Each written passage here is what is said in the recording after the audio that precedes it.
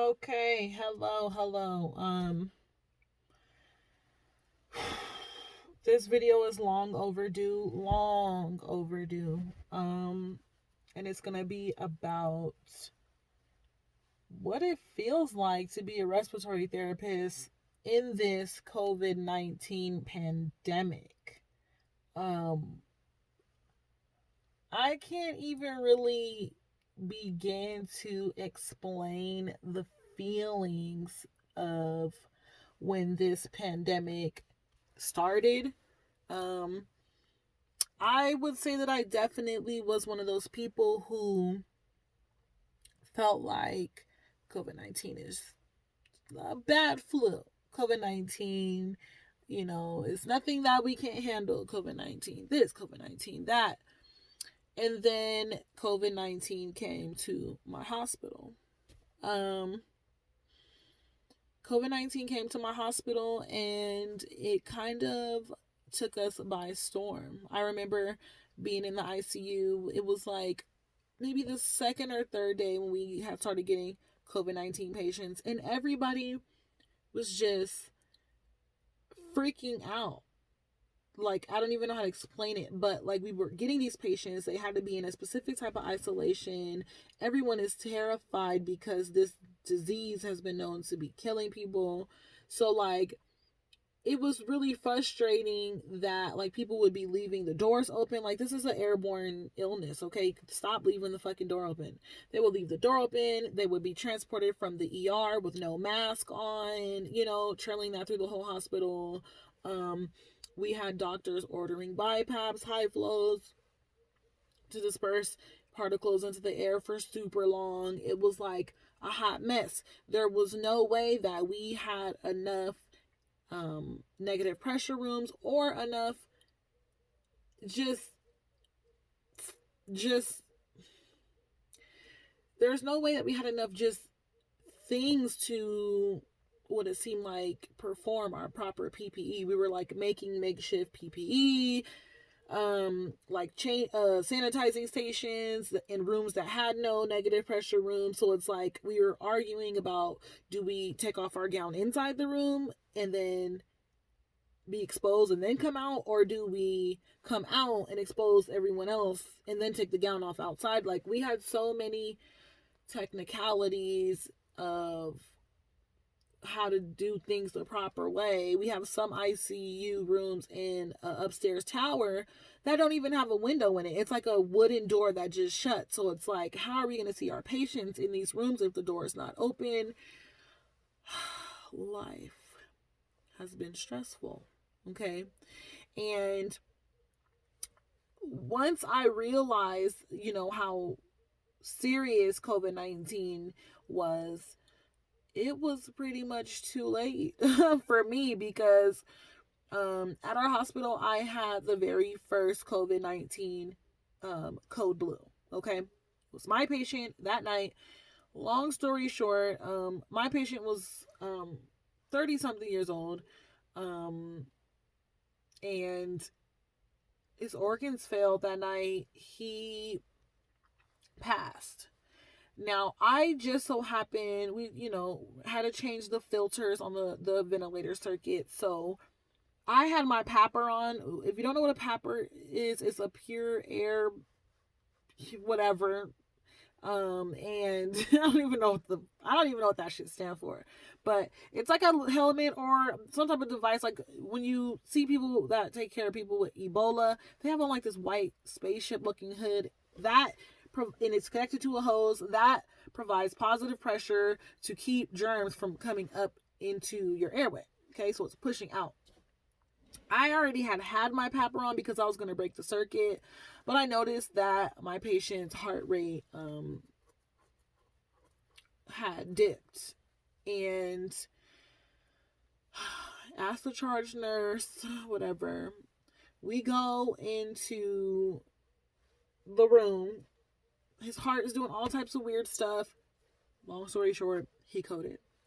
I had always told myself that if one of these patients coded or one of these patients needed to be intubated, I was running the other way. I didn't want to do it. Okay. I was like, no, I'm not catching that. But This time, like, I literally had no choice. I had to take care of this patient. Um, so I did the only thing I really knew how to do. I disconnected the circuit and bagged, and we all know that that's like a big no because you're dispersing particles into the air once again. So I had bagged, and we had did this and did that and coded this dude, and he ended up passing. He was all over the news because he was young. He was like one of the first deaths, and everybody cried. I cried. If you ask anybody in that code, they'll tell you that it was straight up like a movie. We look around the room, everybody had on their spacesuits. There were a lot of people outside the window, the door, like just looking because this was a really big deal. A lot of people, and it was just quiet, and all we did was try to get this dude back. Honestly, it was such a big adrenaline rush, such a big deal. He ended up passing, and the doctors was crying. I cried the whole way home. I cried in the shower, and it was like a like a getting it out, like a cry. Um I had intubated somebody the same night, a COVID positive patient. I had intubated him, so it was like I just felt like I was so exposed. So exposed, and I thought about my family, and I thought about, you know, just just me putting my life on the line at work. It was, and then his death, it was the wake up call for me. It was the, oh shit, this is real. This is really here in our hospital, killing patients, killing young patients, um, just really, I don't know. And then, like that, we started getting more and more and more patients in, and it was like you kind of got um used to or over the hype and the fear of taking care of these patients, because they just are coming in like hotcakes. um what I can say about them is that they do tend, or they're looking um overweight. They're looking older. The younger people that we have that are getting COVID-19, they're looking overweight. Um, that can be considered an underlying health issue. So, you know, these patients are coming in sick. Like, I took care of them for 3 days straight, and I felt like I could recognize the clinical symptoms like that. Like, their x-rays have that bilateral lower lobe infiltrates, patchiness, the pneumonia is starting there. It's gravity dependent. And they're super hypoxic, super hypoxic. They're coming in on room air like 83. Room air, I don't know, their PO2s are trash. They're like 60, 58. They're trash. Um, have the fever, the cough, the chills, whatever. But they're super sick, and they're going downhill super fast. These last couple months have been crazy in the hospital. I feel like I need to make a whole COVID-19 series because just what hospital workers have been experiencing is just, it's surreal. It's surreal the way that we're living these days, and honestly something that we're going to talk to our kids about, and they're going to read in like science history books or whatever, because this shit has shut the whole world down. Like, we can't go outside, we can't do nothing. I feel really bad for people who have been off of work, laid off of work, or just been out of work and have been sitting in the house, because I had like 8 days off, and on day 2 I was losing my mind. And it's just been a mess. COVID-19 it's upsetting me and my homegirls. Okay, I just don't,